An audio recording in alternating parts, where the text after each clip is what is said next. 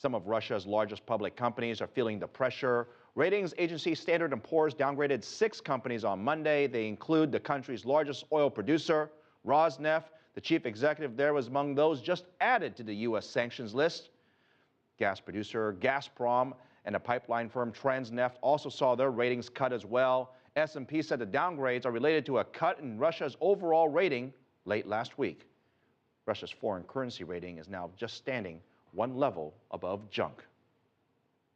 For more on the latest round of sanctions and the ongoing situation, we speak to Charles Ortel again, Managing Director, Newport Value Partners. Good to see you again, Charles. And, lots changed in just a few days, but I'm not sure this is a surprise. Do you think so? Not in the slightest. I mean, I think it would be really helpful to America if we had a foreign policy with clear objectives.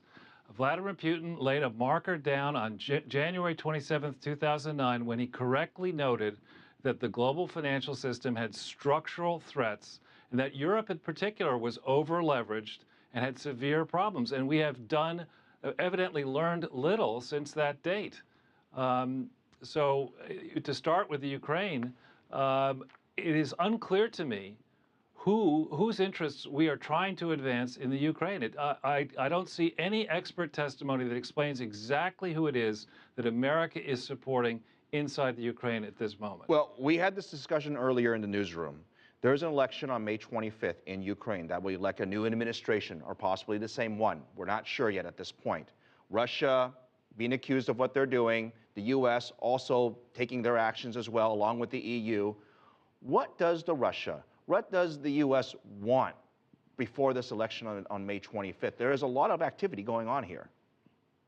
Well, I have to say, I mean, looking at U.S. foreign policy, it's very difficult for me to understand what we think we're doing. I mean, it's not as if Russia under Putin is trying to recreate a society as existed in the Soviet Union, where they did not believe in private property, or where the state owned virtually the entire economy. I mean, Putin is very, very much going in a different way, trying to push Ukraine and the former Eastern European nations in a different place.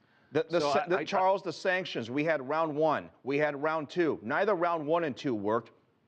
Is it fair to say that round 3, it's a dicey situation? I mean, Jessica just said that the president himself doesn't think that it may necessarily be that impactful. So what's the point of all this? I think sanctions absolutely will not work in this case. And what we are inviting is a very swift and vicious counterassault that I anticipate Putin and allies will make. I mean, after all, Russia has no net external foreign debt. They have foreign exchange reserves. They generate a substantial merchandise trade surplus, principally from their fuel and their energy and their mining.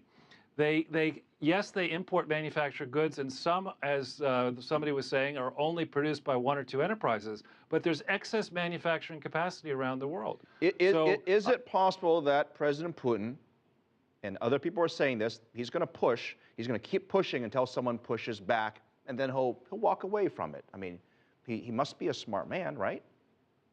I think actually he's going to push even harder than that. I mean, I've been saying for some time that the European Union experiment has not worked because it is a confederation that has created a gigantic bureaucracy that is smothering Western Europe with too much debt and deficits. At the heart of the European Union lies Germany.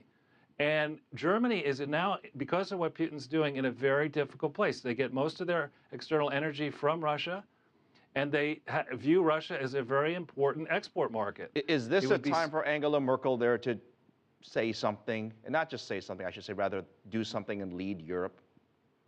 Well, she's actually going to be in the United States, I believe, on Friday, meeting with President Obama, and I think she's in a very tough place. She cannot move forward satisfying both Russia and the United States. She's going to have to take sides. And I recall that Angela Merkel was not very happy to learn that the NSA apparently may have tapped her cell phone. So, I mean, this is a moment of heightened tension.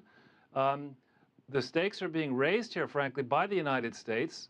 And I would look for Russia to very aggressively respond in advance of their May 9th holiday coming up, where they celebrate the victory that Russia helped achieve over Germany in 1945. In World War II. Quick question. This bothers me a little bit when I think about the crisis in Ukraine and the market reaction. The stock market in all honesty, doesn't seem to really care. And I'm just wondering if you can help our viewers better understand we're near highs for the most part. Why hasn't the stock market perhaps accepted this greater risk that might happen, or is the market simply not worried? Well, I don't think investors in equities focus as deeply as they need to focus on the exposure that the entire global economy faces because it is so dependent at the moment on the US dollar and on low interest rates, below or close to inflation on the US dollar.